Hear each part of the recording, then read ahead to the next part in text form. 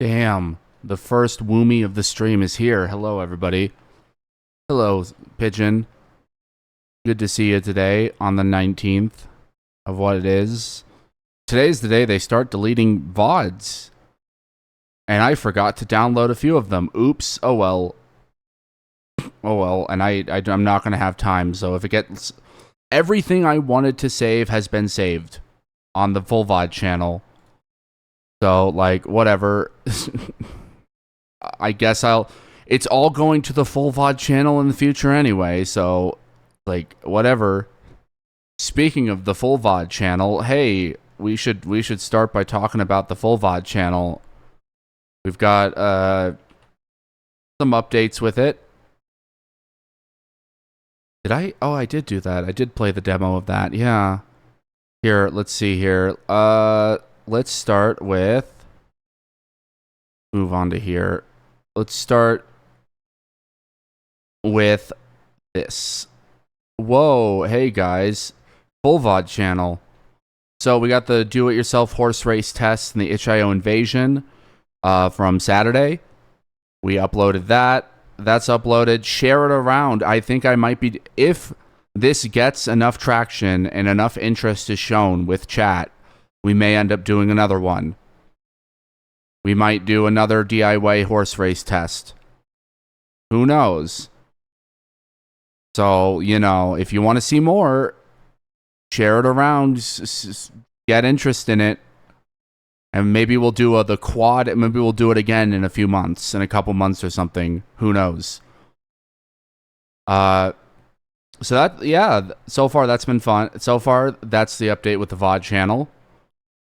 Like I said, all future VODs will be put up there literally the next day after it is streamed. As a result of the way that, because I can't really easily edit VODs and change things about the game or change things about the way that the VODs work at the moment, and I can't just casually highlight things, I am going to be saving. I'm going to be just doing one game at a time on stream, unless it's like a collection that is all going to go into one VOD. And then once I am able to highlight things separately and separate things, after the whole Twitch thing goes through, I will start redoing the VODs. I will start recutting the VODs up into separate... We might end up doing extra, more than one game per stream again, as we used to do in the olden days. But yeah, share that VOD around, send it to people if you want to see more in the future. I'm always happy to like gauge performance and see what people like to see. Right now, my two most popular videos are my old chaotic birthday stream of modded Animal Crossing and it's the first modded Skyrim stream, which is kind of surprising. I didn't anticipate. Maybe it's the boobs in the thumbnail. I think it might be the boobs in the thumbnail, chat. I'm not saying that boobs in the thumbnail might have been a big player here, but I don't know, man. Might have been the case in this situation. Although, like, who knows? All that said, there's a lot to talk about today, and we only have so much time to talk about it. But I'll wait for people to show up and arrive before we get into the main meat of this stream, which is talking about what happened yesterday at work. The big exciting event that took the entire day and maybe even longer. It was one hell of a day. But once we get to that point, we'll talk about that. But for now, we're just doing other things. We're talking. Maybe we'll go on some news and talk about news and stuff. Right now, the current playthroughs for the channel are Skyrim and Mega Man ZX. And maybe with like extra stuff in between. But those are the two main things we're doing right now on stream.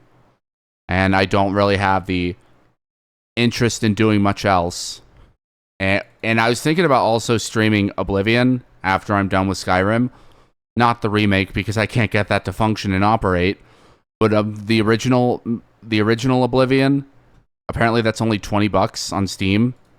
So if I can get that, then I can stream that. I guess we could talk about the knife guy incident. Yeah, why not? Screw it. So yeah, yesterday, the original would be fun. Yeah. Okay, hold on. Let's see here. I got some images here to help with visualizing things on stream for everybody.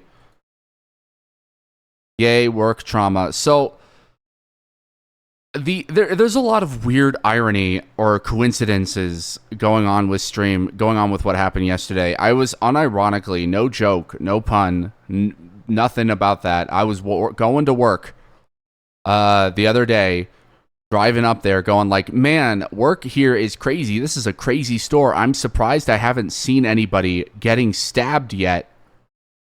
And then I guess the Lord answered and said, "Oh, hey, you want to see someone get stabbed? Hey." Then it turned into like the Eminem throwing something at you meme, where instead of like throwing like a Pikachu or a cat at you, he's throwing like a knife at somebody else. So what ended up, I got to work I was scheduled to go into work at 8 a.m., but I always show up to work at like an hour early just because it helps my brain transition from not work mode to work mode. And it just gives me an opportunity to sit there and just relax and mentally breathe for a bit before starting work. So I just sit in the break room for a while. And yesterday I was like, okay, I'll show up to work an hour early, the usual. I meet my coworker who's leaving because he did the overnight shift. And minutes after I get in, it was minutes. We had a guy come in. We knew who he was. He is a regular at the store. He always comes in. He uses the restroom and then he leaves.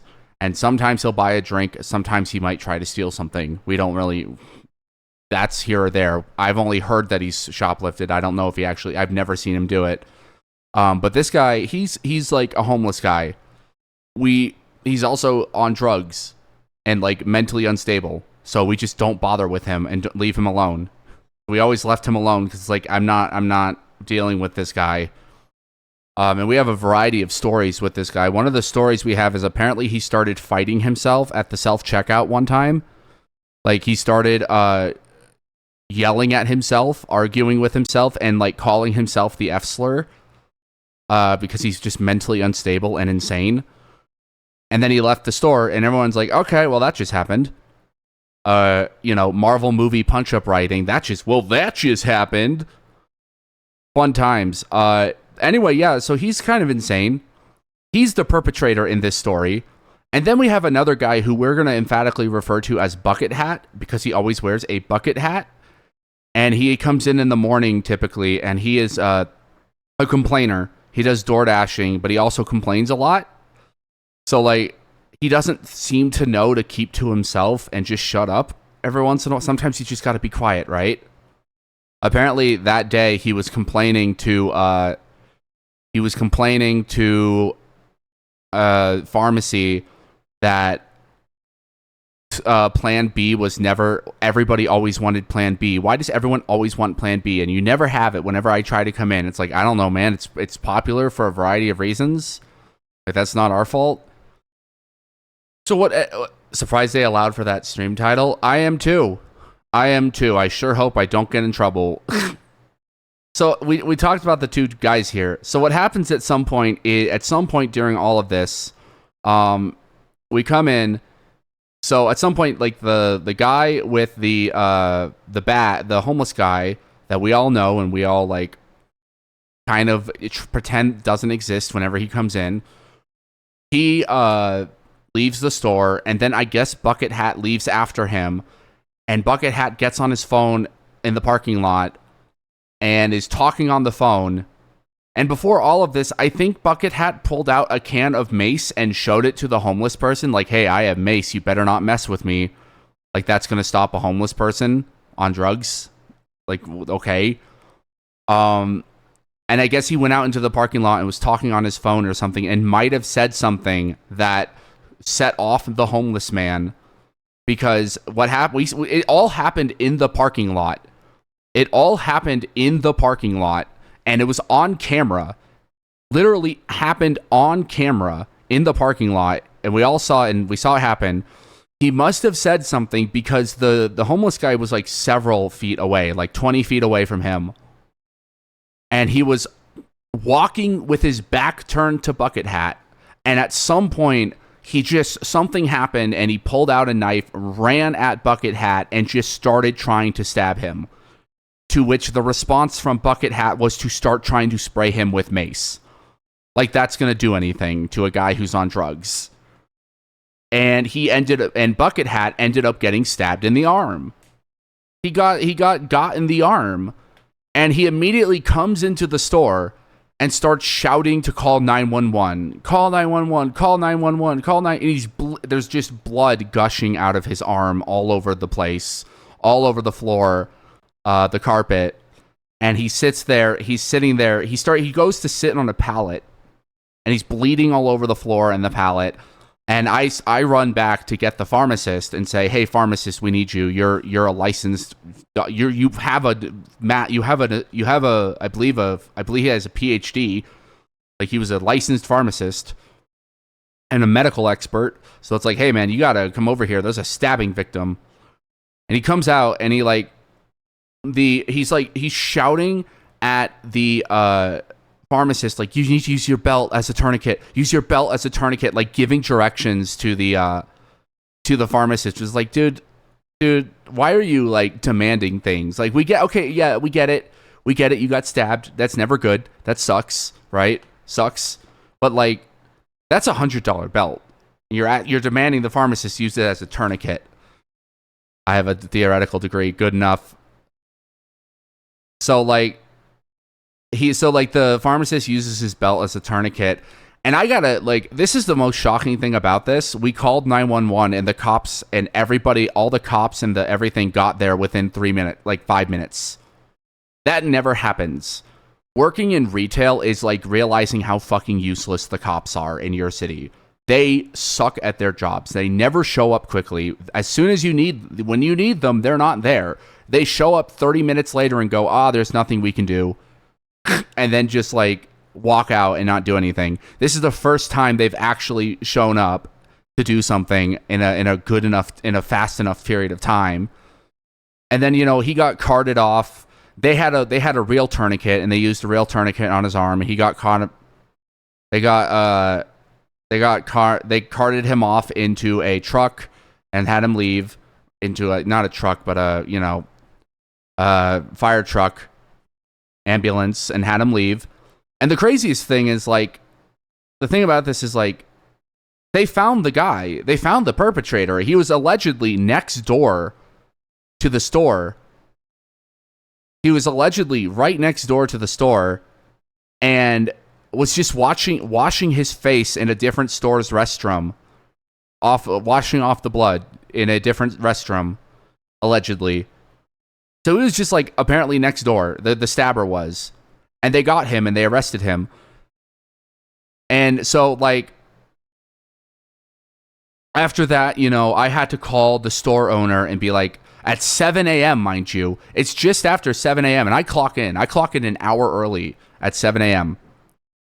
And like, I'm like, "Hey, yeah, man, there was a stabbing at work. We need you to come in and help handle this."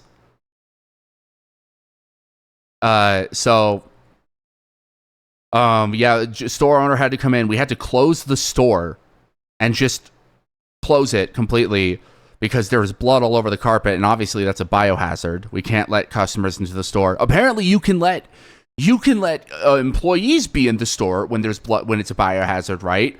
We could be in the store near a biohazard, apparently, but customers can't.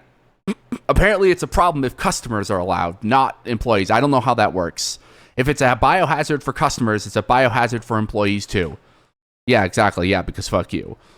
And so, like, obviously we had to corporate had to get some specialists to come up and clean and like get the cleaning crew out. The detectives had to come out and like get our statements as to what happened. The other pharmacist that was coming in to replace our current pharmacist was in her car, pulled up when the stabbing happened, and she got it on her camera. And so like she gave that to the police. My manager was like, Yeah, I have to tell you this for like formality purposes. We do have resources for people that need them, and in the event of this, like if you need it's confidential therapy resources for if you need help, just handling what you saw today. I'm just like, this is the most interesting thing that's happened at my workplace since the storeroom got set on fire. Homeless dude is getting a homeless at least for a few months. I was about to say, like, I'm going to give you guys some life advice, some street advice. Drunkle Kino here is going to give you guys some real life advice. If you see somebody having an A&A conversation, as in they are talking to themselves and clearly not of sound mind, see yourself out before you get hurt. Mind your own damn business. Just leave them alone and walk away from them, especially if they're homeless or they appear to be homeless. Like, the one group of people, they are the one group of people that have literally nothing to lose and only everything to gain. What are they going to lose? Nothing. They already don't own anything. What do they have to gain? A bed and a meal. Like, say what you will about that. They only have things to gain. And apparently some people don't realize that you should not talk to them or engage with them. Just bet, or worst case scenario, talk shit to them. Yeah, they're gonna stab you, dude. Like, they have nothing but the clothes on their back and a knife. And obviously they're gonna do something.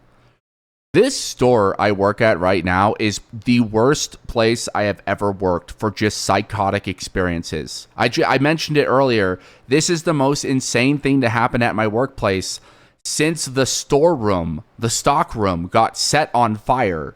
Did I mention that happened while I was there? Did I ever tell you guys about that? That happened in like late February, early March. Some fucking idiot went out to the back of the store and tried to use the electrical box to charge their phone. The electrical box that's hooked up to a cardboard baler. And they ended up catching fire and setting the stockroom on fire. The back of the store caught on fire.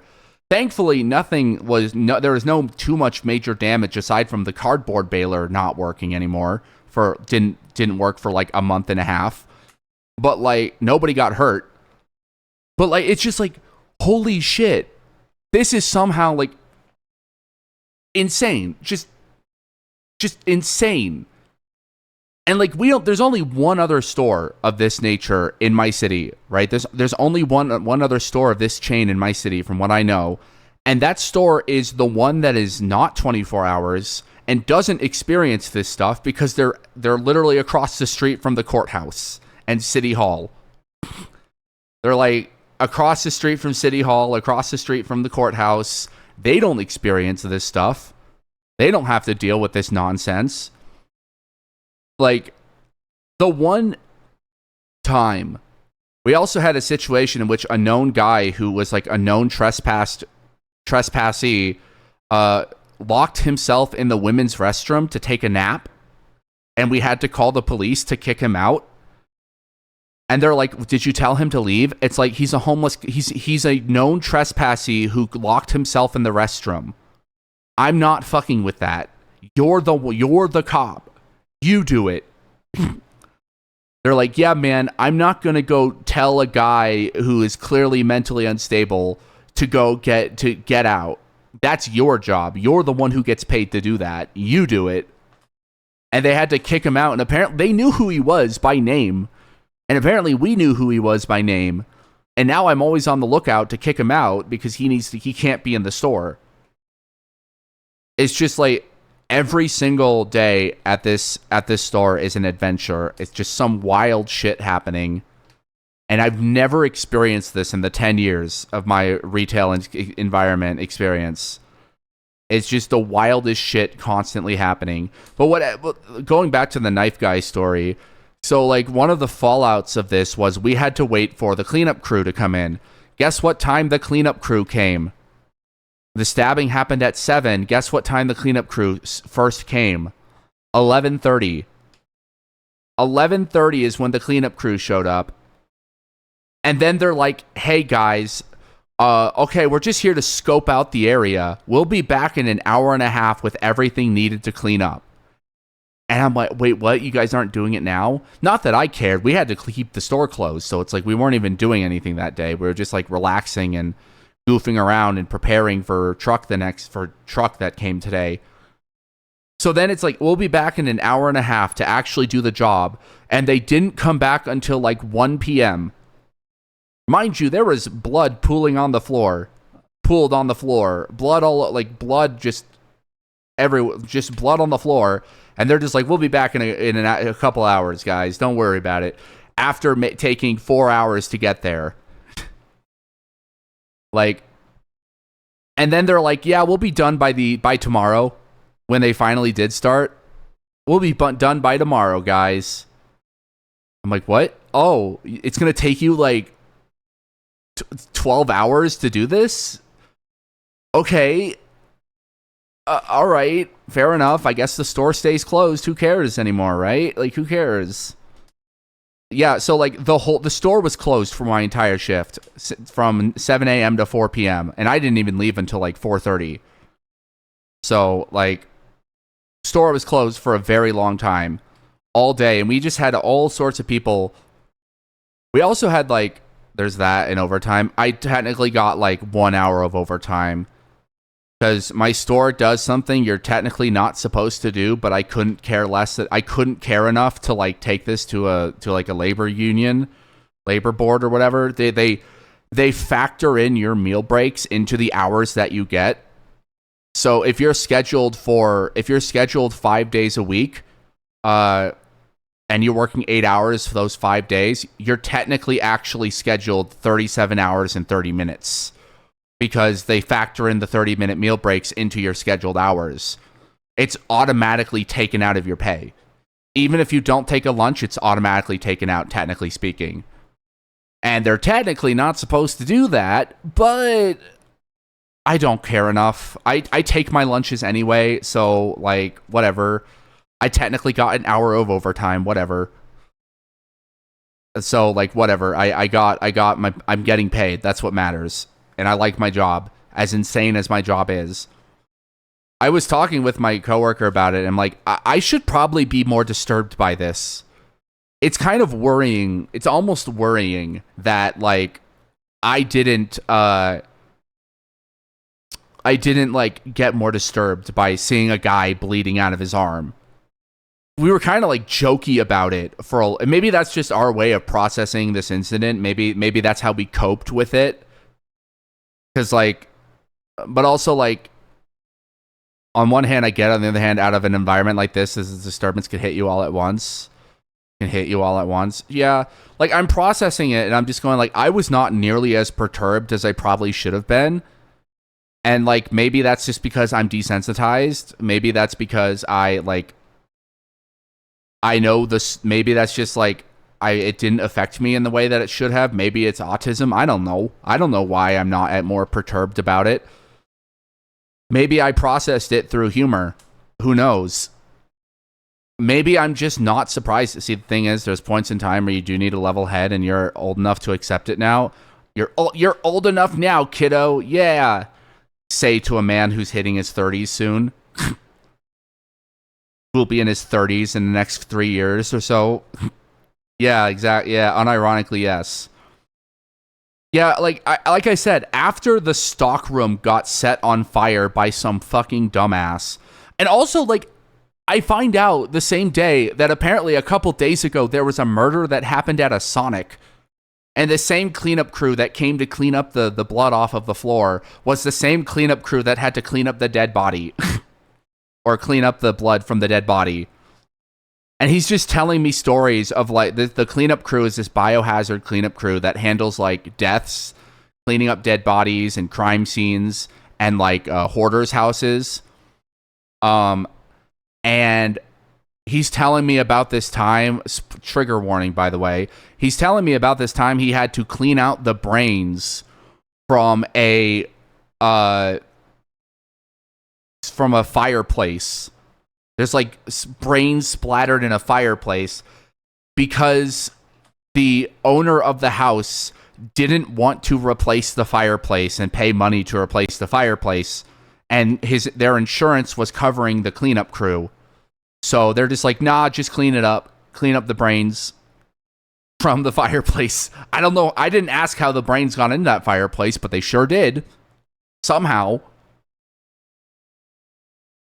But like the thing that really got me was eventually the detective, one of the person that came in that's put the little yellow signs down, that like evidence signs, and took the pictures of all the evidence, quote unquote. They're like, hey, you guys keep getting people trying to come into the store even though it's like obviously closed. Let's put up some caution tape so that people look at that and they go, oh man, the place is closed because there's caution tape blocking the entrance. Duh. And somehow, despite the fact that there was literal yellow caution tape blocking the entrance, people were still rolling up being like, hey, are you guys closed? It's like, what do you think, smartass? What do you think, Einstein? Do you think we're open? Oh, dude, people are dumb. Working in retail, one of the things you learn is that like people's brains just fall out of their skull the moment they walk into a retail environment. Like the other day, I was watching someone use our self-checkout machine, which, by the way, the self-checkout machine is very deliberate. It tells you exactly what you need to do to finish the checkout situation. That's why the brain was in the fireplace. Yeah, they had to go to Walmart and buy something. Just brain fell out because they had to go to Walmart. No, but like one day this person, like routinely I see people staring at the screen of this self-checkout machine, and it's literally saying out loud, press finish and pay to continue the transaction process. If you are finished scanning items, press finish and pay. And they're like, why can't I pay? What's happening? Why can't I pay? And I literally point to the button that says finish and pay that is a fifth of the size of the screen. And I go, you have to hit finish and pay to continue the transaction process. And they look at me like I am Prometheus that just delivered fire unto the humans. They look at me like I am Einstein, like I'm the smartest guy in the world. They're like, holy shit. Oh my God, wow, you're so good at this. Are you kidding me? It's literally been bleeping at you and telling you to do this, beeping at you and telling you to do this, and I had to be the one to tell you? Oh my God.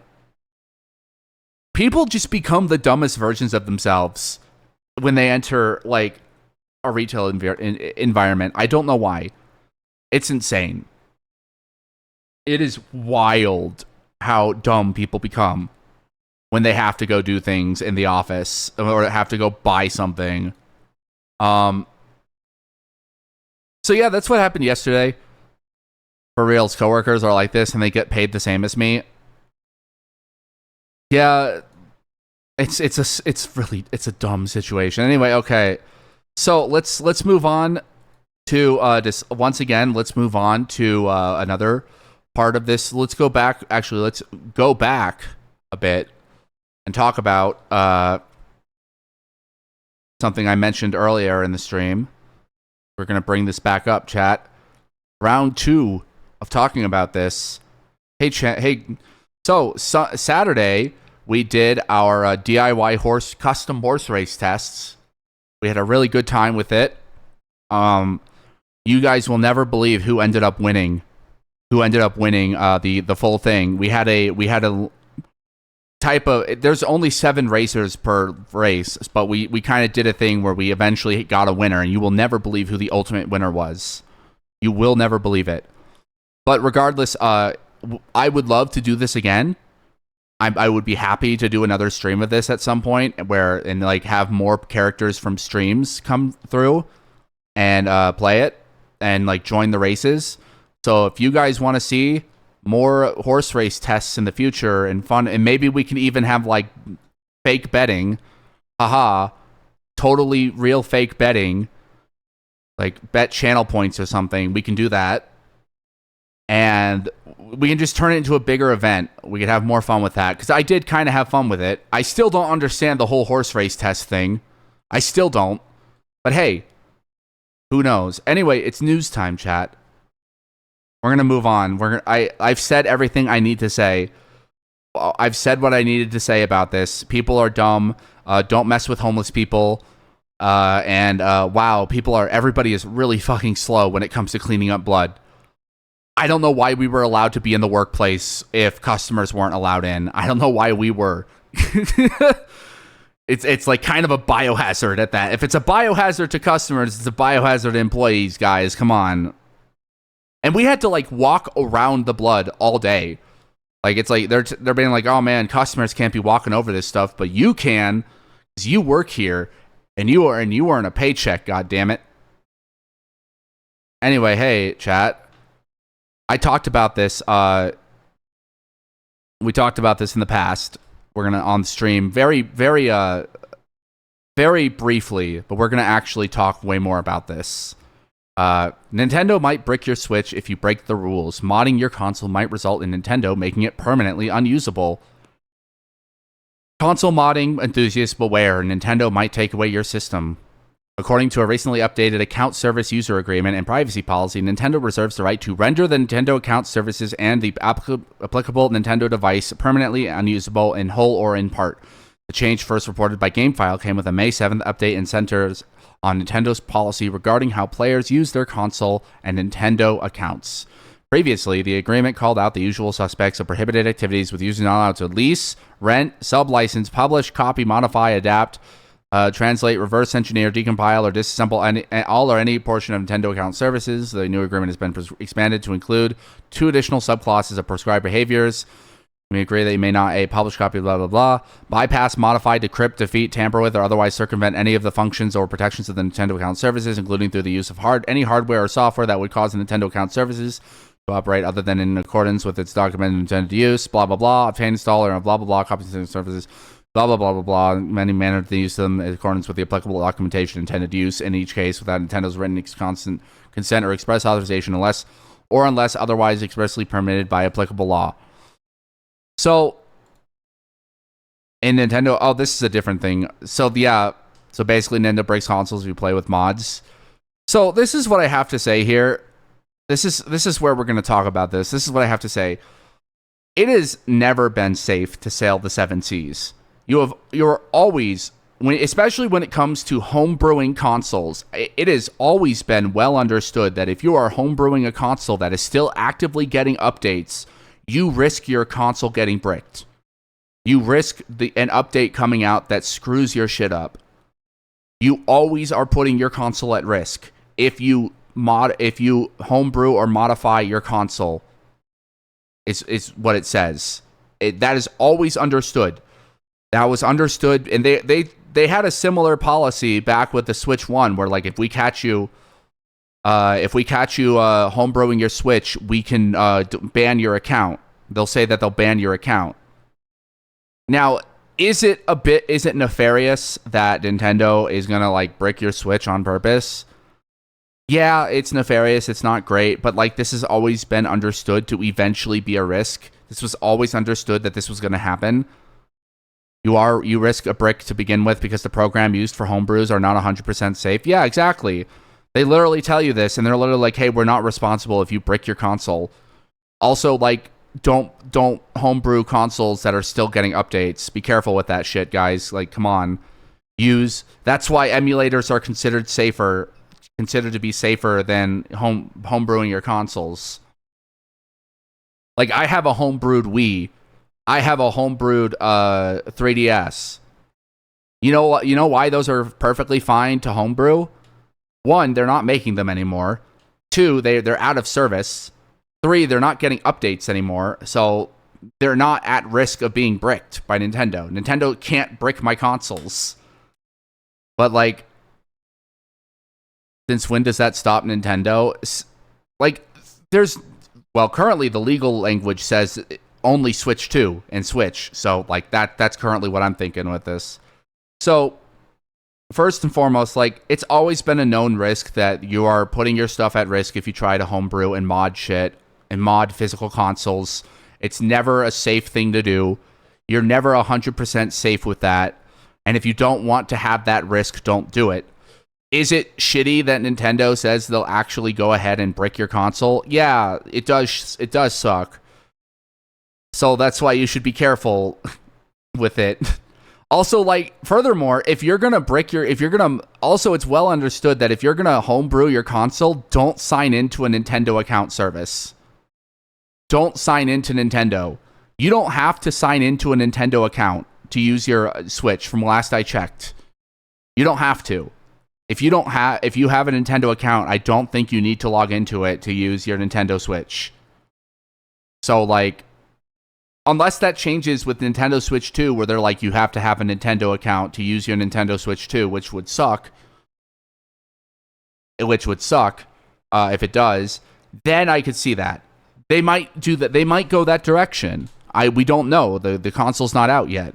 We don't know. And if they do go that direction, I'm going to call them out because that's stupid. You shouldn't need an account you shouldn't need like a formal email account to utilize a Switch. That's to utilize a console and play a video game. That's kind of ridiculous if they do that. And I think that's overcorrecting on an issue that they think is on an issue. The bottom line of this is Nintendo is being Nintendo, and a lot of people are like dooming about this, getting doomy with it about it. Like, which is like, this is kind of a well understood thing. You're not safe when you're not. Do not send your Switch to them for repairs if it's homebrewed. Lol. Do people do that? Do people like send their homebrewed Switch to them to repair? That's so stupid. Why would you do that? If you don't like it, don't buy it. Unironically, yes. Don't like it, don't buy it. Like, so hey, James Earl joins Estate, allowed AI to use his voice. Now Darth Vader is saying some crazy things in Fortnite. This is a developing news story. We're going to talk about it. I have a lot to say about this. Darth Vader is now a character on Fortnite using an AI version of James Earl Jones' voice. Jones's family said they allowed AI to use his voice because he wanted all ages to experience Darth Vader. Before Epic Games cracked down, the AI-powered Darth Vader was saying some questionable things. James Earl Jones' family allowed a Fortnite version of Darth Vader to use his voice. They probably didn't expect it to start swearing at players. Fortnite added the Darth Vader character to the game on Friday. The characters use conversational AI to respond to questions from players. Fortnite maker Epic Games said in a blog post, once a player recruits Darth Vader to their team, they can use a special button to let anyone on the team ask him questions. Ask him all your pressing questions about the Force, the Galactic Empire, or, a good strat for the last Storm Circle. The Sith Lord has opinions, the post says. The players are asking the AI powered about what more than just Fortnite. One Twitch streamer Loserfruit asked the AI voice Darth Vader what his freaking fucking favorite food. Darth Vader responds, freaking fucking such vulgarity does not become you, Padme. You inquire about sustenance and yet you speak like a common thug, Vader continues in the clip. Jones, who died in January 2024, played several iconic roles throughout his career, including the voice of Mufasa in Lion King and Darth Vader in Star Wars series. 2022, Disney partnered with Ukrainian AI company Respeecher to create an AI version of his voice that all the studio could use for future. Jones's family said in a statement that they also allowed the use of the actor's voice in Fortnite because the late actor believed that the voice of Darth Vader was inseparable from the story of Star Wars.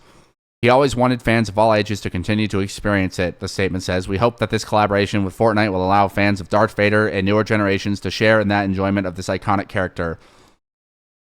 I thought it was a skin that changes your voice. No, you thought it was that easy? You thought it would be that simple? Spokesperson told BI that Fortnite deployed a fix to stop Darth Vader from cursing within 30 minutes of this happening in game, so it shouldn't happen again. It's already been happening, by the way. It's still happening. They have they keep saying that they're training the AI and having guardrails and protections from swearing or saying inappropriate things. But like there's already clips of Darth Vader saying the F slur. Like there's already clips of Darth Vader saying some insane shit out there. Like there's Darth Vader talking about wanting to squirt. There's ones talking about like there's clips of him going around like squirting is not beneficial to the Force or some shit. Epic says the Pulse several safe in place to avoid players having negative experience with Darth Vader, including standard Gemini safety settings and additional instructions to stop the AI from violating Epic community guidelines. It's going to keep doing that. there's this the thing about like Epic Games. Like, I'm not like whatever. If James Earl Jones signed off his voice, if he allowed for this to happen, then technically it's ethical. If it's allowed to happen, that's one thing, right? If he did that, okay. I can't sit here and comment on the efficacies of this. But what I can comment on this is the fact that Epic is a fucking stupid company that sucks at what they do. Do you guys remember when they did that one map where it was like it was a if a game detects a player they tend to get Darth Vader in Fortnite to violate Epic's rules, Darth Vader will leave the player's team and they will be unable to recruit him again during that game session. But that's not the case. He keeps doing it. Like, there's been a lot of insane stuff. But they had a Martin Luther King Jr. Exhibit map in Fortnite, and they banned all emotes from being used. However, there was a certain subsect of emotes that could not be banned for one reason or another. They just could not ban it.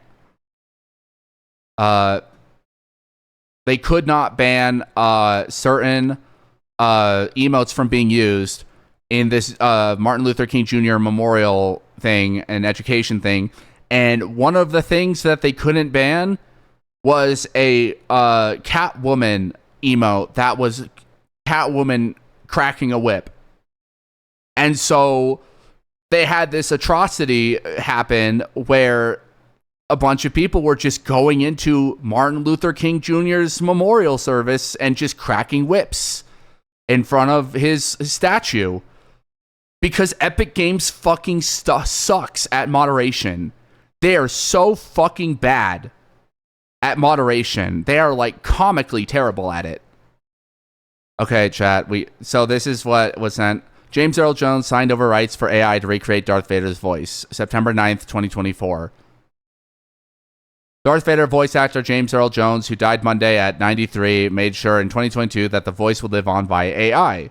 Jones' representatives confirmed with Deadline that the legendary actor died Monday morning in his home, blah, blah, blah, the mass from his 90 credit screens.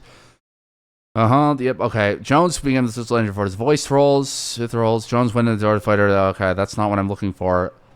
Star Wars Senator presented Jones with the AI option to recreate his voice. And recreate innovation by Ukrainian tech startup researcher Matthew Wood, surprisingly, told Fanfare that he knew Jones was close to retiring from voicing and presented the actor with re-speeches work. He had mentioned he was looking into winding down his particular character. Wood told the publication, so how do we move forward? He helped create Star Wars spin-off series Obi-Wan Kenobi in the series, and reprised his Star Wars prequel movie roles as Obi-Wan, while Hayden Christensen appeared as the Darth Vader suit in the present, being Jones' final screen credit, blah, blah, blah. So he signed off. He signed off on it. So whatever. It's just like Epic is so fucking bad at moderating their own game. I can't imagine this continuing in the way that it's going to be a disaster and continue to be one. I feel like that's my main point of this. I feel like this has already become a disaster for them, and it's just going to keep becoming a disaster, especially in a game for 13-year-olds and up, where you can get Darth Vader to talk about squirting from his pussy because, like, the AI is stupid and doesn't understand. Hey, do you guys remember, like, I think it was last year when we watched, I think it was like a State of Play or whatever from PlayStation, or it was like the Games Fest, Summer Games Fest, and we watched a trailer for a video game called Tribe 9. And I was like looking at it going like, oh, it's that fucking Danganronpa artist that I hate because I hate his art. It's a Danganronpa character action game. Wow, that looks interesting. I wonder what's going to happen with this. Apparently it came out, and as of 4 days ago, which was 2 months into service, 2 months since the game came out. Important. Canceled update and end of service announcement, May 15th. Thank you for continuing to play Tribe 9. We regret to inform you that service for Tribe 9 will be terminated on 11/27 JST, 11/27 in November. Since the game's launch, development and operation seems to have strived to provide excellent service and improve player experience. However, after careful consideration, we have made the difficult decision to end the game's service. It's been 2 months, by the way. We are unfortunately unable to deliver Chapter 4 of the story, which had previously announced. We apologize for the sudden nature of this announcement to our players. Information regarding the service termination and related procedures will be made through in-game notices on the official website. As of 5/14, all scheduled updates and new content releases have been canceled. Additionally, new features that are known announced by the game will not be implemented. I didn't even know this was a gacha. I didn't even know this game came out 2 months ago. I heard about it and then it disappeared from public sight and I didn't even notice it until yeah, exactly. I forgot it existed. With the termination of service and the addition of Ichinosuke Akiba and Saizo Akiba to the game, which were originally scheduled on the roadmap, will also be canceled. The consumption of paid Enigma entities used to unlock ARMS support and advanced support, as well as to purchase contract levels for a support contract revenue, where will be refunded. They're giving people their money back. Refunds for paid Enigma entities will commence after support contract revenue ends. As of paid Enigma entities will no longer be sold. Okay, we hope you continue in Tribe 9. So, the game died in like 2 months, which is crazy. I thought it was a full release and moved on because TBI didn't care enough to buy it. Yeah, this game fucking came out 2 months ago. What the fuck? Hold on, let me see. Does this website even fucking work? I don't think this fucking website even works. If you saw the revenue drop off, you'll see why. Well, apparently Spike Chunsoft and I don't know if it's Spike Chunsoft, or if it's like the specific company. Spike Chunsoft.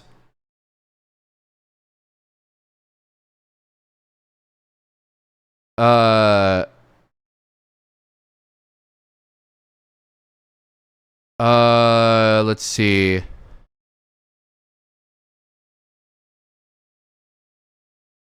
Which game was this?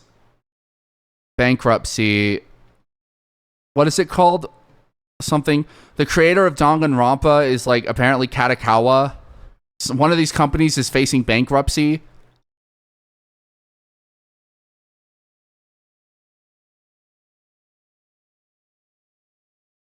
I don't know. I don't think it's this one, but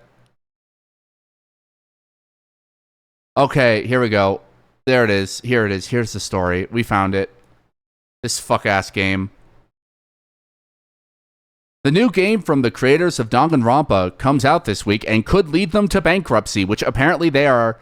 That's why you should buy it, because we want them to keep making games for many years. Buy our games so we don't go bankrupt. Tribe 9? No, not Tribe 9. This one is apparently this one. The 100 line is just around the corner, April 20, created by acclaimed video game directors Kazutaka Kodaka and Kotaro Uchikoshi. This tactical RPG, blah, blah, blah. Kodaka revealed in a recent interview that fundraising has proven to be extremely difficult. A game that could bankrupt its creators. Despite splitting the production cost 50-50 with the publisher Aniplex, the constant changes in specifications have increased expenses throughout the process. Every time new features were added, I thought, this is going to cost more money, Kodaka commented. That's what happens. However, both developers decided to continue with the project despite having accumulated considerable debt. Meanwhile, Masahiro Sakurai, director of the Supers, has shared that he has high expectations for the new title, although he admits to having only a vague idea of what it is about, as he avoided all information regarding it. As the release date approaches, interest in the 100 line continues to grow, and many players are eager to explore. Apparently, it's just fucking. They said that they aren't able to include any more languages into the game because they're basically broke at the moment. And apparently they are constantly on the edge of bankruptcy. Let's see. Here's another article talking about this. So here's one fun thing about this. Fun little fact about this. This game has 100 endings, and it's pushing the creators to the brink of bankruptcy. The 100-line Last Defense's ambition might spell one final ending for a promising studio. Some games are clear passion projects, pure creative outlets, profitability. be damned. The 100 Line Last Defense Academy from 2Kyo Games, a collaborative outfit set up by the writers and directors of both Danganronpa and Zero Escape franchises, is clearly among them. Despite the game racking up plenty of positive reviews and seemingly selling well for a visual novel turn-based tactics hybrid, Studio Suino and Danganronpa writer Kazuto Koda has been painting a bleak picture for the studio across several posts on Blue Sky. In response to a post asking for additional translation, the game is currently only available in English, Japanese, and Chinese, or potential PlayStation and Xbox ports. Kodaka responds, "If I can pay off my debt early and secure enough operating funds for the company, I'd love to get started right away." How does a visual novel but it's official, later clarifying that he was talking purely about translations with very slim chances of the game seeing further console releases. How does a visual novel push a studio to the verge of in most cases, it's a cheap style of game to produce, but as someone that's over 50 hours into this absurd thing with no ending in sight, I can only imagine that this was produced in the Dwarf Fortress-esque fugue state. Mad compulsion is the only explanation I can come up with for the sheer scope of the 100 Line. Allow me to explain while dancing around spoilers as much as possible. 100 Line is a visual novel hybrid similar to Somnium Files Zero Escape series, but the portrayal of most of the minigames and escape rooms for entertainingly oddball turn-based tactical combat. I estimate about 80% words, 20% action. First 30 of the game's linear roller coaster ride of plot twists, revelations, and boss battles, and introduces the extensive cast, puts them through 100 days of conflict against a mysterious force of invaders, ties up with a mostly definitive ending, Danganronpa style. I would have been satisfied with 100 Line at that point. That's just the prologue. That's the fucking prologue? 30 hours in and you just get to the prologue? What is this, fucking Nier Automata? And this is Kodaka and Uchikoshi tag team production. Anyone familiar with it knows that Uchikoshi doesn't do linear, and so he metaphorically leaps into the ring, folding chair in hand.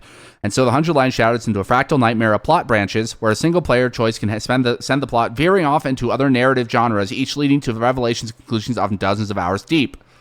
In 50 plus hours, I have seen 3 distinct endings now. There are 100 to be found, and I've got a deep gut feeling telling me that somewhere in there is a true ending to hunt for. I'm still dodging spoilers, but in Noisy Pixels, it's less than 100. It took 130 hours to see all, letting you skip even with the game letting you skip familiar battles when hopping through potential plot branches. And so you can see why this might have drained this. Like, listen, I'm all for people making passion projects and making insane games, but I would never personally stream this. This seems, especially because, like, I can't do that. I can't deal with all of that reading. Apparently, this game does not have a lot of voice acting. It only has, like, every once in a while there's voice acting. It's not like a fully voice acted game, which probably would bankrupt them because apparently there's like 3 million words in this game or something. See why this might have drained Tokyo's war chest a bit. And why localization is a daunting prospect. Even if they stick to the current sparingly voiced Japanese and English audio, even before release, this game was being quite candid about how overboard they'd gone on this production, including being aware the game's absurd word count was making translation intimidating. In a lengthy interview with Automaton admits to knowing that the game's lengthy gestation of 5 years in production, including total reboot at one point, was a gamble. I wanted to bet everything, my skills, my money, on a simple battle. If the game I make by putting everything on the line turns out good, I win. Studio's future is still touch and go. From what I played of the 100 Line, to say that Kodaka won that bet against himself. I can only hope that it pays off. It's out $60. Yeah, I would not. That seems like going out of your way for a game that you can't even remotely promise will be successful. That's fascinating, though. Let's see what other news stories there are to talk about. I swear to God, there's more. I think we might actually see them go out of business in this lifetime. That's crazy. That's really crazy. Let me see what else we have. Infinity Nikki had an update, and apparently it sucked really bad. Oh, right. Here's one. This one hurts me specifically. I meant to talk about this. The LEGO Group orders Bionicle Masks of Powers to shut down. I've been following this game for a little while, right? I really have. And I just found out about this a day or two ago. The LEGO Group has ordered that the fan game Bionicle Masks of Power be shut down, much to the disappointment of those looking forward to playing it someday. LEGO's Bionicle line was introduced in 2001. It featured buildable action figures. Product lines Bionicle would ultimately discontinue in 2010, aside from the short-lived reboot in mid-2010s and a few references here and there. Yeah, the game for 8 years, mind you. 8 years. Back in Announced back in 2021, Massive Power would draw influence from recent open world titles like Horizon Zero Dawn to retell the story of the original Toa Mata and their battle against evil Makuta on the island of Mana Nui. Unfortunately, it seems like Bionicle Massive is being discontinued after 8 years of development. 8 years! In a message shared by Genrock on Reddit, Team Konohi has announced that LEGO Group has asked it to shut down the development of Bionicle Massive Power for reasons unknown at this time. This news took Team Konohi by surprise, as the developer had taken great care not to profit from the game in any way and to make it clear that this is not affiliated with LEGO. While Bionicle Massive being shut down, Team Konohi did release a walkthrough of the demo that would have launched on August 10th. So this is the demo. In the past, LEGO has maintained good relations with the fan-made video game projects and has even endorsed the similar Bionicle Quest for Mana Nui on its podcasts. As noted by Team Konohi, LEGO's stance on fan-created media seems to have changed, and Bionicle Massive Power could have been shut down out of fear that it could be mistaken for an official LEGO game. You know, I feel like of all the ways to go out, right, of all the ways to have to get kicked out, of shut down, getting shut down because your game is too good and it might be confused for an official thing might be one of the more like flattering ways to get shut down. The podcast ended, not the podcast. And this looks really good, by the way. I gotta say, this looks fucking incredible. Judging from what has been shown, it looks incredibly polished, with Team Konohi standing that it said it was in finishing stages by the time the LEGO Group requested the project to be shut down. With one less fan project seeing the light of day, the future of Bionicle remains in question. But even as the gamers look back fondly at the figure line that helped revitalize LEGO back in the 2000s. So apparently this is a post-mortem demo walkthrough. Let's take a look at this. Hello, Bionicle fans. My name is Jordan Willis, the founder of Team Konohi, the all-volunteer development team Holy shit. behind Bionicle Massive Power. For the last 8 years, we have been hard at work building the Bionicle game. My brother in Christ, you need to put a filter on your mouth. You have a lot of saliva in your mouth, and it's like all over your mouth. Like, love your collection here, man, but Jesus Christ, man, put a filter on. Our dreams. The project has taken many shapes during that time, from the legacy version of the game to Trials of the Great Spirit, and ultimately... Okay, that's cool, man. Show me the game.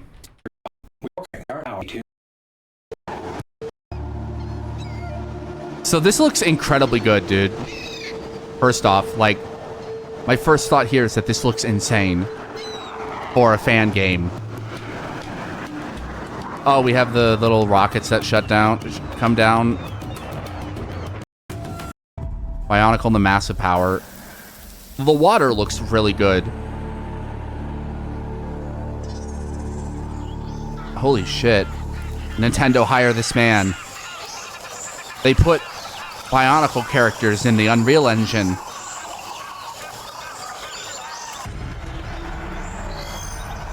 Free the band demo. Parrying. What the hell? Yeah, no, this looks really good for a fan game. Like, you can't deny this looks incredibly good for a fan game.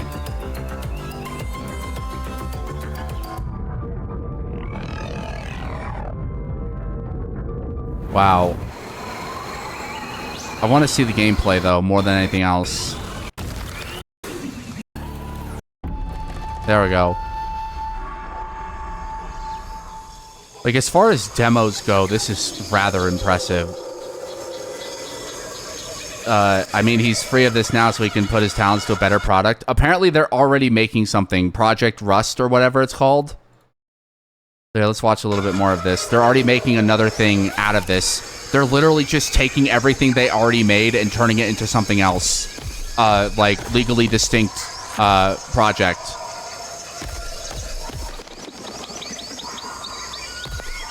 Let's see what... So I want to... Like, I've seen clips of this for a while, like, on TikTok. And, like, saw the way that this was played. And it looked so good. I was so excited for this. I was going to play the demo on stream when it came out.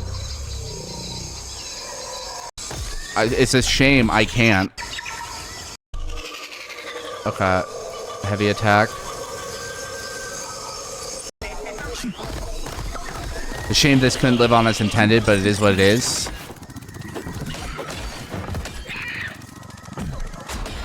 Now he doesn't need to worry about being nuked even after this got a full release. Yeah, it's kind of... I guess that... Like, it kind of sucks that we're living in a world where a labor of love has to go the route of... a labor of love has to go the route of, what do you call it? Legally distinct. There's a couple of Spectrobes fan projects that are in the works that I know of.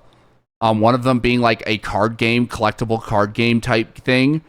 And I'm sitting there going, okay, how far is this going to get before it gets nuked by Disney? Or is Disney just not going to give a shit? Right? Is Disney just not going to care?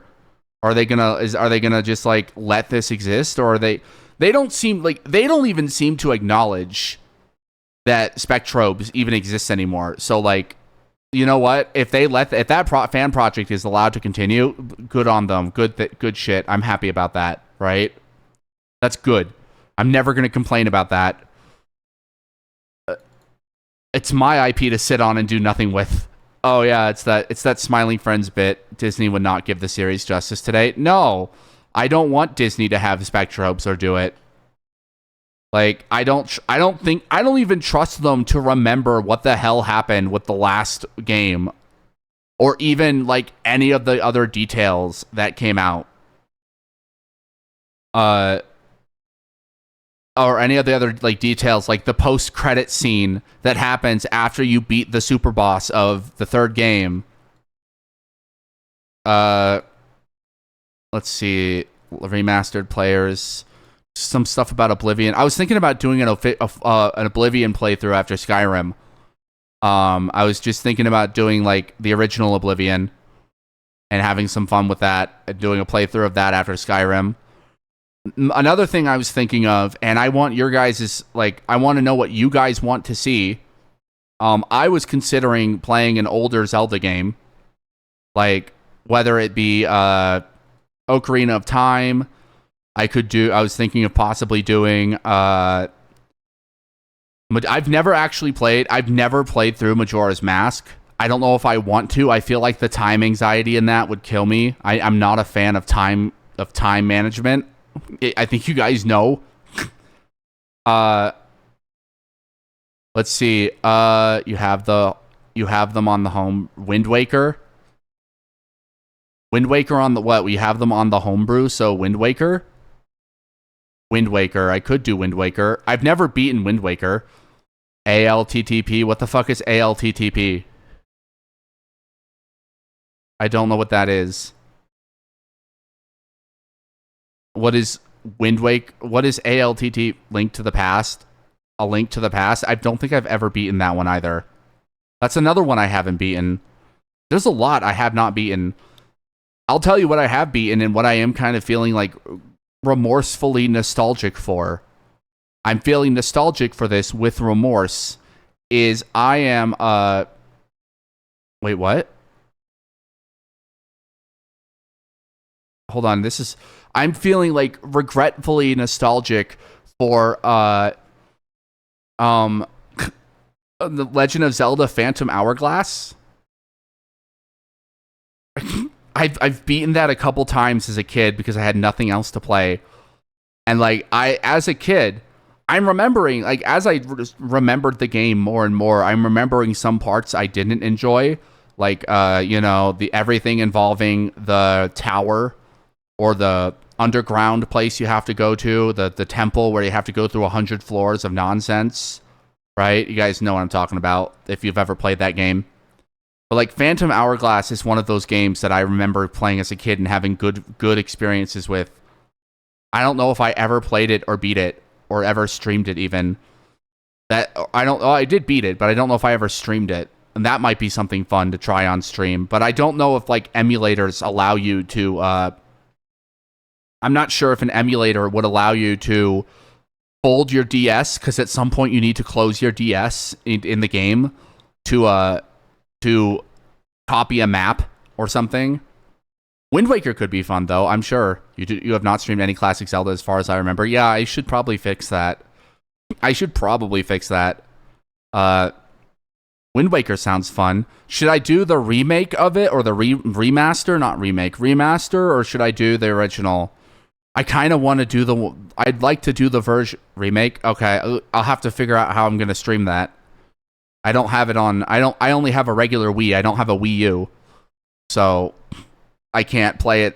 I think it wasn't it only available on the Wii U and Switch? It wasn't on the Switch, was it? No, it was just on the Wii U. I should play that Wii U only. I think. Oh, okay. Time to emulate the Wii U.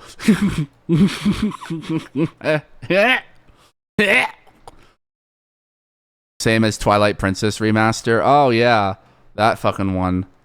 I haven't beaten that one either. God, there's a lot of Zelda games I haven't beaten. Stellar Blade blocked in over 100 countries on Steam. What? Unfortunately, Steam versions need to be blocked in over 100 countries. Unclear exactly what is concerning Stellar Blade on Steam to be locked. When did this come out? 3 days ago. Stellar Blade, popular film shift, has been blocked from sale on Steam, leaving players around the world looking for ways to purchase the long-awaited PC version. This game was originally released exclusive. And RPG elements in the semi-open Stellar Blade has gained recognition for its over-the-top nature, amazing boss battles, and customized. Okay, scheduled to launch on June 11th, bringing in with features made available like non-Sony, which brings its own challenges. Why is it unavailable? Fortunately, no formal investment was offered at the time of writing to the inquiries. The developers' apparent surprise have only added to the confusion. It's coming out on Steam in June, apparently. Sony could be responsible for the hampered PC launch, although Sony might be... Oh, is it this situation where they're going to require you to have a Sony account to actually buy it and get it? Unfortunately, the situation leaves play with some unanswered questions. Could it be like previously, as times have been restricted by requiring a PSN account? For many gamers, this has made the experience more inconvenient, having to either register an account for a game that doesn't even have a multiplayer element or struggle to play an online game due to PSN region limitations. Oh, the Helldiver, this is the reason. It just might be a holdover from the PSN linking stuff. God, that's pathetic. That sucks. Like, as much as I hate everything that happened with this game and around it, like, I think it sucks to see the game developers be punished for something stupid. I will never support game developers being punished like that. That sucks. What else is there? Valve reveals something rumor. Getting critically acclaimed something. Nintendo 64 fighting game. Okay. Fortnite adds Dorothy. Yeah, I know that. Ew, again shit. New Starfield deal lets you get the game for a super low price. Why would I ever want this game? Starfield's being on a 75 discount through a surprising deal with Verizon, selling physical Xbox Series copies for $17.50. Oh, this game flopped hard. The game's community remains skeptical about its value despite the low price, highlighting disappointment with the lackluster content. Whoa! At $17.50, a brand new Starfield deal is not a player at its lowest price yet, but the game's community is surprised to learn which source is supplying the sale. For some reason, it's Verizon. Why is Verizon involved? What? That's so funny. That's so funny. People are, oh man, it came out at... Apple has blocked Fortnite worldwide. Oh, is this because Apple lost a fucking... Oh, right, they lost a lawsuit or something. Apple has blocked Fortnite worldwide. Fortnite has announced that Apple blocked its submission, which resulted in it being unable to release on the U.S. App Store or the Epic Game Store for iOS and the European Union. Epic Games released forced delay its major May 15th to May 16th, when May fans believe it's on the return of Fortnite to iOS platforms. Its Star Wars themed mini-season titled Epic Games brought back powerful items. Yeah, they lost a thing that said that they, like, something about controlling of payment processors or, like, money that they could take out of payments. You know, the Apple's blocked Fortnite submission to return to the U.S. App Store. Unfortunately for fans, this has caused a widespread ripple effect across the globe as a popular battle royale is ultimately released on the Epic Game Store for iOS and the European Union. According to the statement from the Epic Game Store, it will be unavailable on iOS worldwide until Apple unblocks it. Many was recently announced. Epic Games has been in a long-standing legal battle since 2020, which resulted in Fortnite's removal from iOS devices. After a judge recently ruled against Apple, it was revealed that fans would once again be able to play the title on iOS. Fortnite submitted the apple to Apple, but didn't hear it back from the company because Apple are a bunch of spiteful assholes. In an effort to bring the iOS games, resubmitted Fortnite to Apple for approval, leading many players to believe that it would return to iOS with the Battle Royale's May 16th update. Like, why did they think that Apple... Like, no offense. Oh, I forgot they made this. I forgot this was a real thing they fucking made. I forgot they made, like, real fucking, like, advertisements. They made actual advertisements regarding, like, the lawsuit. They made, like, ad campaigns for the lawsuit. Things have been intense between the two companies since the lawsuit. Epic Games went so far as giving a skin called Tart Tycoon in Fortnite, which poked at Apple. It was recently teased that the cosmetic could be making a return, was surprised and delighted large portions of the community that missed out on its official release. Here comes when Apple gave many players a feeling optimistic about the future of Fortnite. So, first off, I agree Apple deserves to crash and burn in a fire. I 100% agree. But also, like, who thought that Apple was going to let the game back on? You sued the company that was hosting your game on their platform for one reason or another. Now you think they're going to let you back on the platform? Are you nuts? Of course they aren't. Like, no, they're this is a corporation run by spiteful assholes. Like, I'm not even siding with anybody here. I'm just saying, what did you think was going to happen? I'm not siding with Apple. I think Apple is dumped being stupid in this, and they're losing out on money. And they're like losing out on revenue for this. They're losing out on people actually using their thing, and they're harming their reputation by doing this. But also, like, what did they think was going to happen? I'm just surprised. Let's see. How many comments this week? Is surprised by an obvious conclusion. Yeah, the obvious conclusion is, like, of course they're not gonna fucking let you back on. Are you crazy? It's like how Rockstar doesn't like Nintendo. Yeah, they've made fun of them in the past. Or Hillary Clinton. Nintendo has updated Diddy Kong's model. Oh, okay. Something they free Diddy Kong or something. The Dark Ages player dresses switched to supply. I mean, do you know why? What? Oh, updated Diddy Kong's model? I don't know. Let's find out why. Let's figure this out together. Diddy Kong subtle retains familiar animals while slight updates to his hat and teeth. Diddy Kong's... No, I mean, why Rockstar hates Nintendo. Oh, no, I don't. Diddy Kong redesign might appear in Donkey Kong, but nothing. Pain sometimes since days on games getting a new makeover for the Nintendo Switch 2 era of gaming. Diddy's design has stayed away, just pretty consistent. Day's changes. Its appearance wasn't even for a game, but for Nintendo Japan's website. Oh, it's for a website? It's just a picture for the... He doesn't have teeth? Oh, is it the one where he just doesn't have fucking teeth? And like, is that it? Or it's because he does have teeth, and that's what people are upset about. Why are people upset? I don't get it. I don't know. I think he looks more concerning without teeth. Oh, I guess historically he just hasn't had teeth. Okay. That's what people are upset about. They're upset that he has teeth now. I can't believe it. I can't believe he has teeth and a different hat. Which, the different hat, I guess, okay. But teeth, it's like, okay, good. He doesn't look weird now. He can bite you now. Exactly. Nintendo almost caused Rockstar North to go bankrupt, and GTA 3 basically saved the company. Oh, okay. I did not know about that. Fascinating.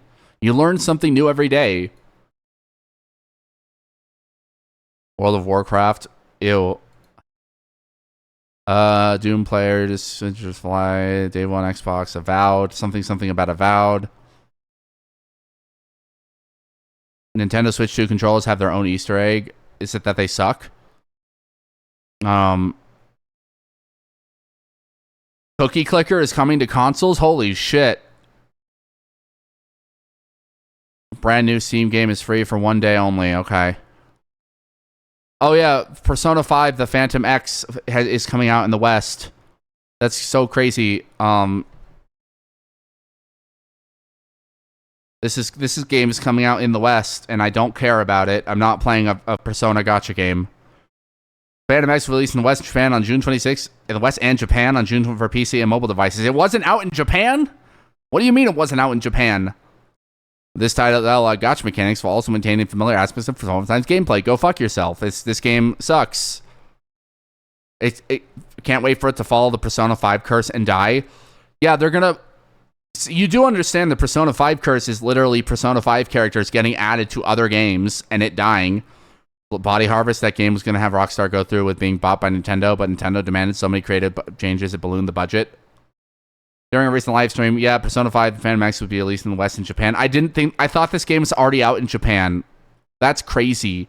I didn't know this game hadn't come out in Japan yet. That's wild. That reminds me of another story, actually.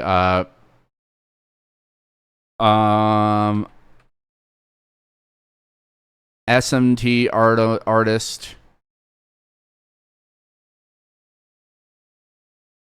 There is one thing. Let's see. The Divine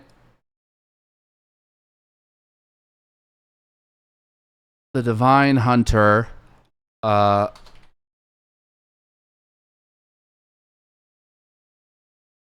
Let's see. There we go. Here it is.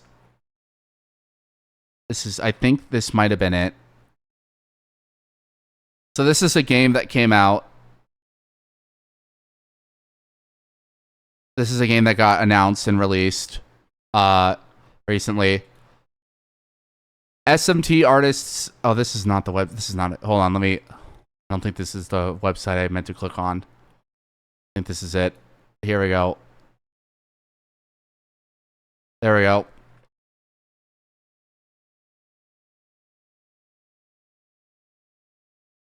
There we go. Here we go. Persona and Shin Megami Tensei artist Kazuma Kaneko's new game has a card-generating AI trained on his own art. Former Atlas creative has officially announced his new game with Colpole titled Tsukiyomi the Divine Hunter. Colpole informed the development of mobile missions. The game comes with an AI Kaneko system, which is trained on Kaneko himself. Originally announced in May 2024 and named Project Mask, Tsukiyomi the Divine Hunter is Kazuma Kaneko's first official project since joining Colpole in 2023. Up until his departure from Atlas, Kaneko was involved in the majority of its games, mostly notably the Persona and Shin Megami Tensei franchises. While he's the most famous for his iconic monster designs, he has worked in positions ranging from character designer, scenario writer, and art director to producer. After joining Colpole, Kaneko created the original concept, characters, and world building for Tsukiyomi the Divine Hunter. The upcoming roguelike is set in the Hashira, a state-of-the-art high-rise housing complex towering over Tokyo Bay Area. The tower has been sealed off by monstrous beings, its residents trapped inside. As the protagonist who belongs to the national secret organization Tsukiyomi, you take on the Hashira, aiming to defeat the enemy on its highest floor in a mix of dungeon exploration and turn-based card battler designs. Okay. In an interview with 4Gamer, Kaneko the Divine Hunter producer revealed that the game incorporates a system called AI Kaneko. As you play, AI Kaneko analyzes your runs, including the actions you take, the enemies you fight, dialogue choices you make, and based on this information, it generates custom cards with their own unique names and effects. The illustrations are generated using a model trained on Kaneko's artwork. According to the producer, the AI model was trained by being fed dozens of Kaneko's illustrations made for the project. The team refined the quality of the output through a cycle of generating hundreds of thousands of images and then manually selecting the good versus bad quality results. The good results were then used for further learning. Asked what he feels about having AI learn from his artwork, Kaneko comments that it can learn all at once, noting that he's happier to have a model based on his art developed and used by his company than for someone to do it without his permission. It's still going to be done without his permission. I didn't feel any aversion to what the AI output, for example. Even if you asked me an AI Kaneko to draw illustrations based on theme of the god, we would come up with different pictures. AI Kaneko merely exists as data, so I don't find it scary. So here's the thing. So something that was said about this that interested me. What? Japanese game company warns devs not to use poop and brain rot memes in test string citing series and bears and blunders across the industry. We're going to watch this one, see this one next. That looks important, chat. The thing I'll say about this, he was Kaneko was asked about like whether or not this was worth it. And Kaneko's response was like, man, this took so much money to do and took so long that it might have actually been faster for me to just draw all the card art myself. That was his actual statement on this. He's just like, man, that would have been, it would have been like faster for me to fucking do this, man. Myself. Like, my thought is like, here's my thoughts. Like, I don't want a game that just generates art of Kaneko stuff, right? I want Kaneko to do the art. Apparently this Spirit Core thing looks AI generated, maybe. That might be. But like, I want his art. I mean, if it's their original model, then yeah, you can see how it would take forever. Like, this feels like a waste of money and time for a roguelike deck builder, of all things, right? For a roguelike deck builder. Also, like, another element of this is, like, the thing about roguelike deck builders that makes them replayable forever and makes them really good is that it's not a bunch of eternally random cards that you'll never know what you get. The whole point of roguelike deck builders is that you eventually become familiar with all the types of cards that are in the game, so you can build up a deck as you play the game and recognize familiar cards and build strategies around the cards that you get.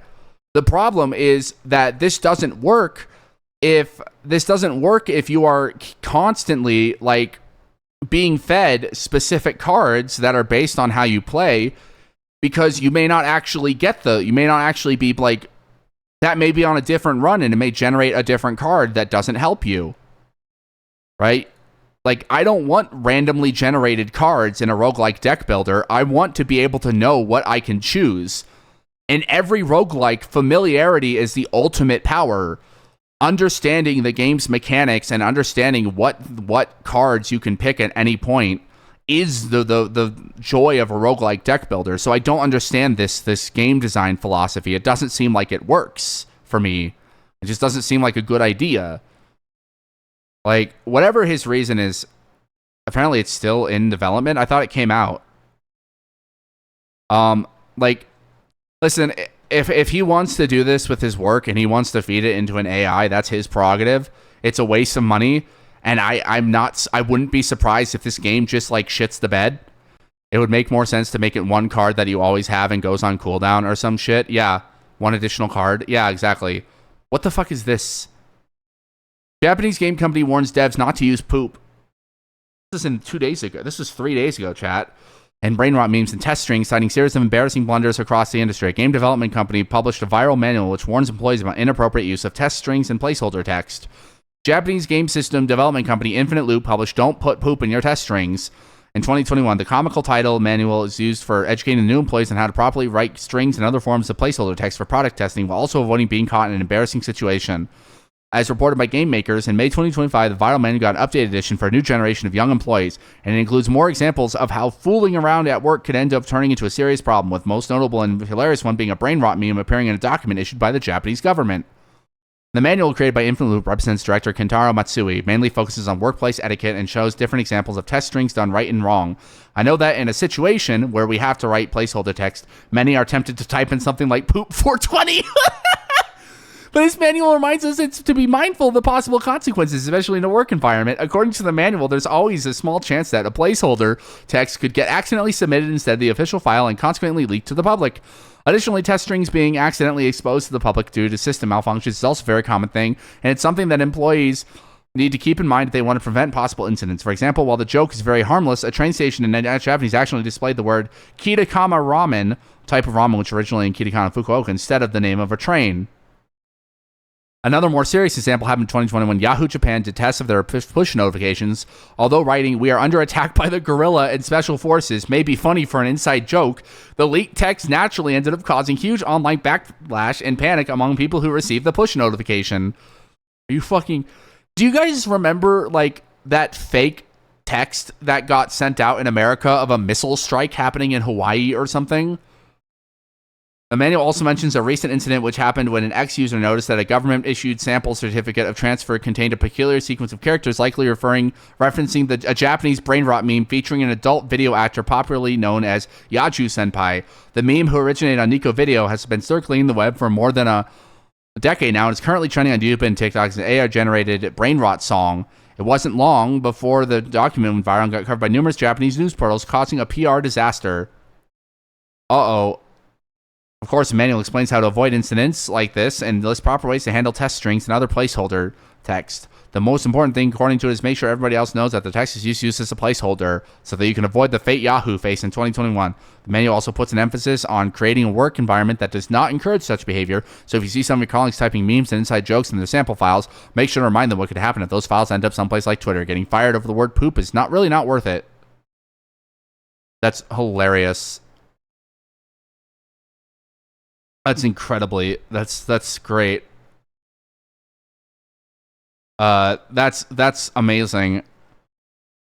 Are people? Oh my god! Oh man, I put skibbity poop shit in the placeholder text, and now I'm in trouble.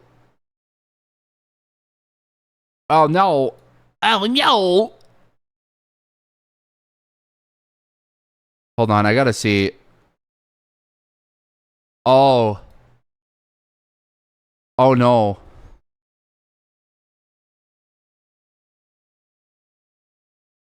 Oh, wait, hold on.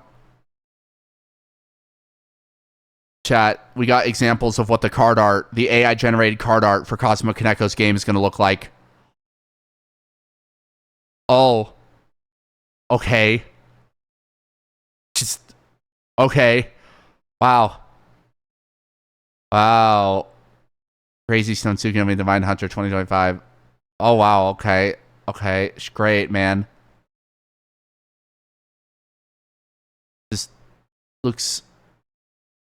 Let me see what some of these look like. Oh. Oh. Oh no. Oh no. Oh. This is what hundreds of thousands of images have resulted in? This is what we're looking at? Holy shit. Oh my god. This looks like dog slop. He took one look at this and was like, yeah, they ain't replacing me. Holy. He agreed to this. He thought this was cool. He signed off on this. He thought this was like no big deal. Oh my god, dude.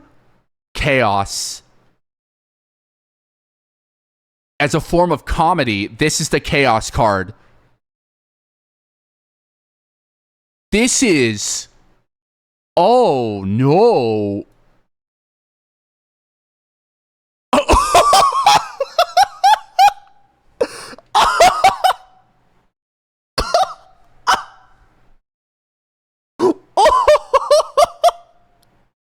Holy shit, dude.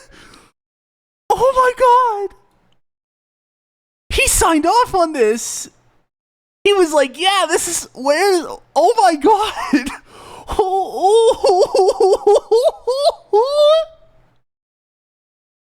Oh no. Why does she look like that? Why? She's missing everything. Oh my god. Oh. Okay. What the fuck is this shit? Oh no. Dogda. Oh, yes. I hate this. I mean, he either signed off on this or they didn't bring him in. I think they might not have just brought him in on this. Oh, it's Elsa. Oh, shit. Yeah, dude. Training data sets are totally legit. Who could fret Kaneko's face very exclusively drew Elsa from Frozen fan art? The AI really cracked with that era of his work. That's straight up just Elsa. Oh, my God. Uh-oh. Uh-oh. Uh-oh. We might get some accidental copyright infringement, chat. It's not a model created from scratch. You can't have this in a model created from scratch. The Superman S. Oh, they're lying then. They're so fucking lying. Dude, they're lying so fucking hard if they're telling you. What a load of shit. Like, so there is work in this. So either the AI is actually pulling from the internet and they lied and it's not purely trained off of this guy's art, or they lied and it's not purely trained off of this guy's art, or he drew Superman and somehow that's what that happened with. Oh no. Oh fucking no, man. That's bad. So apparently he did make actual real illustrations for this. Here, let me see if I can get these. He made a handful of new illustrations. Maybe, allegedly.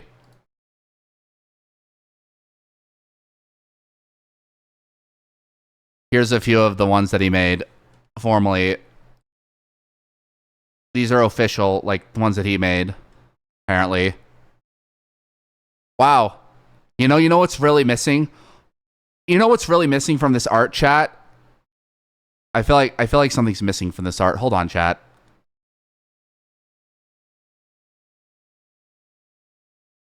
Something's just really missing here.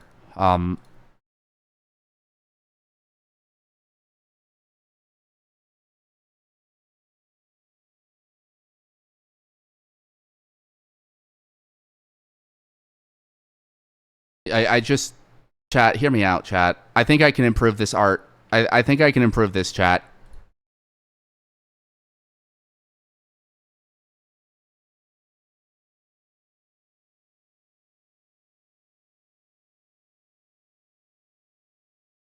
Like, it's not really capturing Kazuma Kaneko's art style here, chat. So, like, what if we just took this and just... And what if we just, Oh, I forgot I can't, like, actually rotate images in this. Shit. There's no way to, like, rotate an image. What if we just, like, had that here, though, chat? I'm just saying. Just get an hourglass on the crotch, you know? Just, like... There you go. They had made their own thing and trained them on with the permission. I wouldn't do much of a shit. I wouldn't give much of a shit. Yeah, exactly. They lied. Like, they're so lying when they say they made it themselves. Need some potato monster. Really, honestly, like, why does this woman have her hips? Like, everybody knows Kazuma Kaneko is famous. Everyone keeps doing that Michelangelo painting. They don't get why man reaching out to God doesn't extend his finger all the way. Why the man reaching out to God doesn't extend his finger all the way. Okay, here's some more art, apparently. That's official. Wow. That sure is Kazuma Kaneko art. Wow. That sure is Kazuma Kaneko art.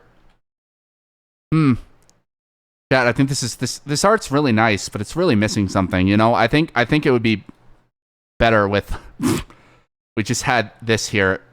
Really.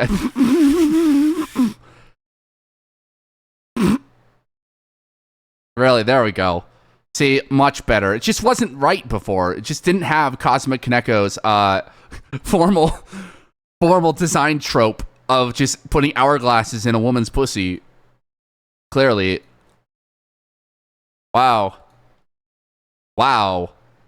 Still missing something. It's really missing something here. I think that just making an actual pic and posting on Twitter/Bluesky. Just incredible, chat.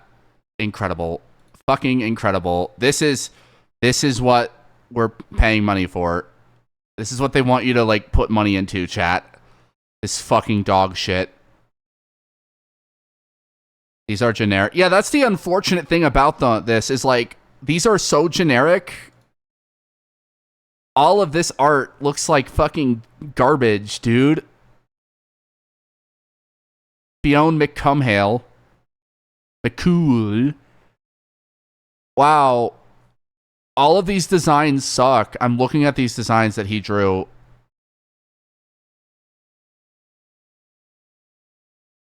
Wow. That's an AI generated background. I know an AI generated background when I see one. Wow.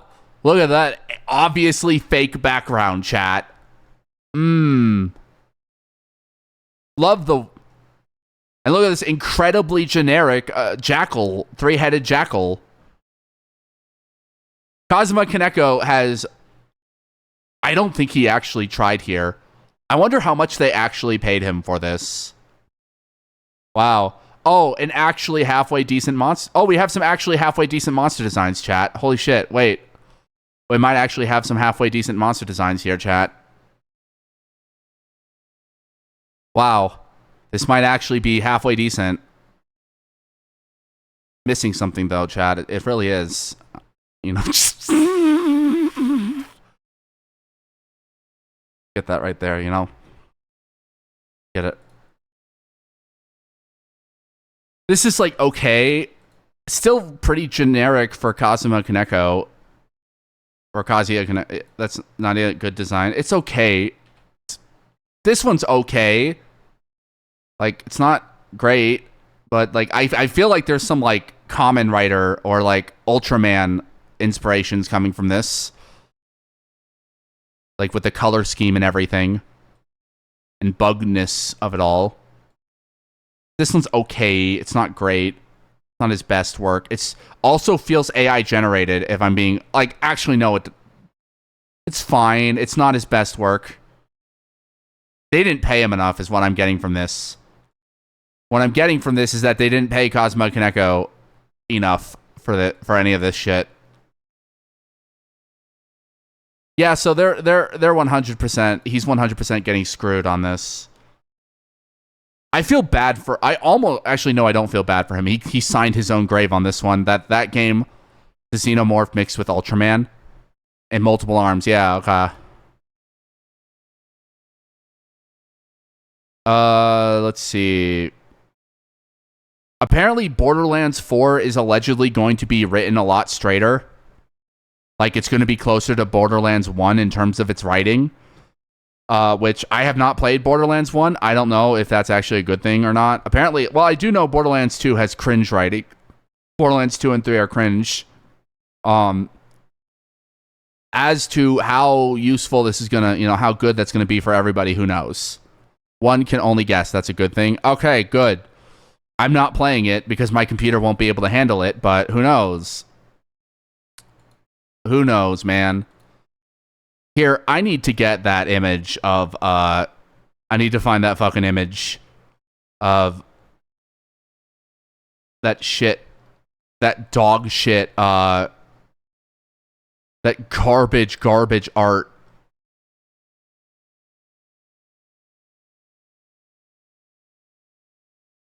Oh my god, this one's, it's so good. It's so bad, dude.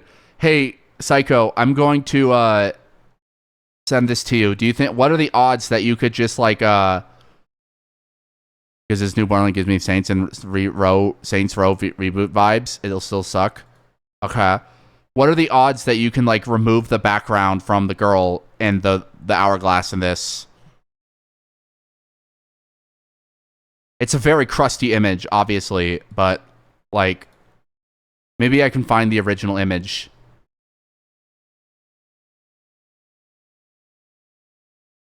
Imagine SMT. Let me see if I can find the actual image of this. There it is. I found the actual image. It's not much higher res. That's about as all you're going to get with this. Oh, there's another Elsa Frozen? Just a girl in the hourglass, basically. Oh my god, chat. There's another Elsa Frozen. Elsa Frozen card. How many Elsa? Okay, happens once. It's a coincidence. Happens twice. That's on. They trained this on Disney shit. This shit got trained on the internet, dude. Holy shit. That's Elsa, dude.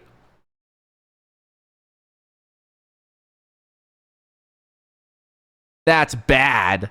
Epona. And a Nintendo character. I don't know if Epona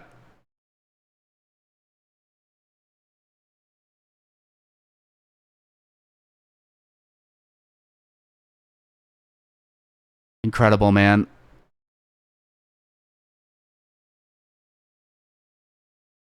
Incredible. Fucking incredible. Fucking rip, dude. She doesn't look Celtic. Yeah, exactly. That's the funny part. The Celtic goddess. Oh, okay. But she doesn't look Celtic. She's just Elsa. She looks Elsic. Like Come Hail. McCool. Or Come Hail. Come Hell. Alright. I think this is a good place to stop. I have to get ready because I have to get somebody coming over to somebody's coming over to what do you call it?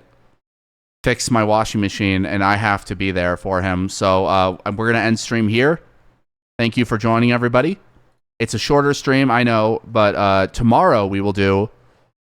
What about the high res pick? I said that's the best you're gonna get, is what I said. There is no higher res. I can try and get the source for you. Let me get that for you here. Hold on. Let me get the source for you.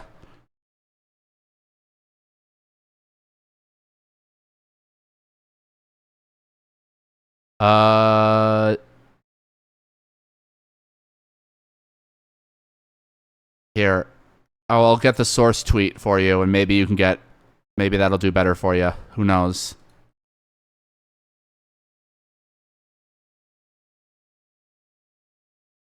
There you go. It's not better, but it might be better. Who knows? It might be a little bit better. All right, everybody. Thank you for joining today. Tomorrow we're going to do Skyrim for real. We'll actually stream because I have the day off, so we'll do a long 4-hour stream or something tomorrow. Until then, everybody, take care, stay safe, don't do anything stupid, and I will see you all next time. Thanks for the good stream, everybody, as always. Bye!